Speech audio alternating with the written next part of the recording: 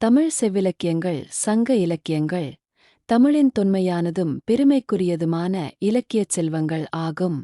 இவை சுமார் 2000 ஆண்டுகளுக்கு முன்பு எழுதப்பட்டவை.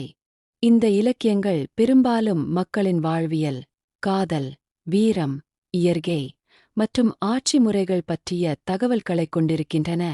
சங்க இலக்கியங்கள் 14 மேற்கணக்கு நூல்கள் எனவும் அழைக்கப்படுகின்றன. 10 பாட்டு. இவை 10 நீண்ட பாடல்களின் தொகுப்பாகும். அவை 1 திருமுருகாற்றுப்படை, 2 பொருநராற்றுப்படை, 3 சிறுபானாற்றுப்படை, 4 பெரும்பானாற்றுப்படை, 5 முல்லைப்பாட்டு, 6 மதுரைக்காஞ்சி, 7 நெடுநல்வாடை, 8 குறிஞ்சிப்பாட்டு, 9 பட்டினப்பாலை, 10 மலைப்படுகடாம் ஆகியவை ஆகும். இவை பெரும்பாலும் மன்னர்களின் புகழ், இயற்கை வர்ணனைகள் மற்றும் மக்களின் வாழ்வியலைப் பற்றியவையாகும். 8 தொகை. இவை 8 நூல்களின் தொகுப்பு. இவை 1 நற்றிணை, 2 குறுந்தொகை, 3 ஐங்குறுநூறு, 4 பதிற்றுப்பத்து, 5 பரிபாடல், 6 கலித்தொகை, 7 அகநானூறு, 8 புறநானூறு ஆகியவை அடங்கும்.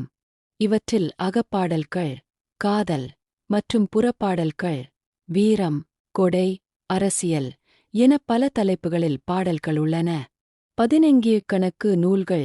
14 நூல்கள் என்பது சங்க காலத்திற்குப் பிறகு, அதாவது கி. பி. 100 முதல் கி. பி. 500 வரையிலான காலப்பகுதியில் இயற்றப்பட்ட 18 நூல்களின் தொகுப்பை குறிக்கும். இவை பெரும்பாலும் நீதி, அறம் மற்றும் ஒழுக்கத்தைப் பற்றி பேசுகின்றன. இந்த நூல்கள் அவை பேசும் பொருளின் அடிப்படையில் 3 வகையாக பிரிக்கப்படுகின்றன. அறநூல்கள் 11 நூல்கள். இவை வாழ்வியல் நெறிகளையும் அறக்கருத்துக்களையும் போதிப்பவை.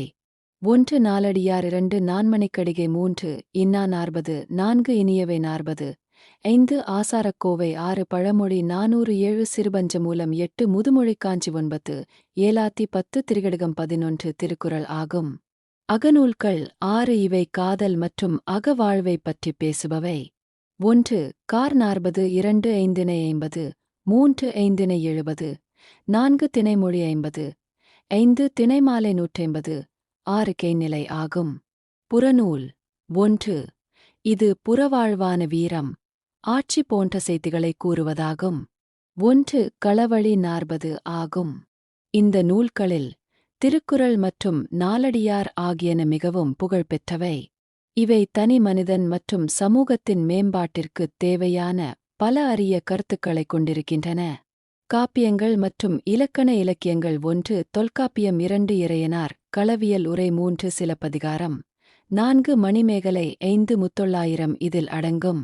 இவ்விலக்கியங்கள் தமிழரின் பண்பாடு, வரலாறு, நாகரிகம் மற்றும் சமூக அமைப்பை புரிந்துகொள்ள மிகவும் உதவியாக இருக்கின்றன. இவை வெறும் பாடல்கள் மட்டுமல்ல, தமிழின் தொன்மையையும் அதன் இலக்கிய வளத்தையும் உலகிற்கு உணர்த்தும் சான்றுகளாகும்.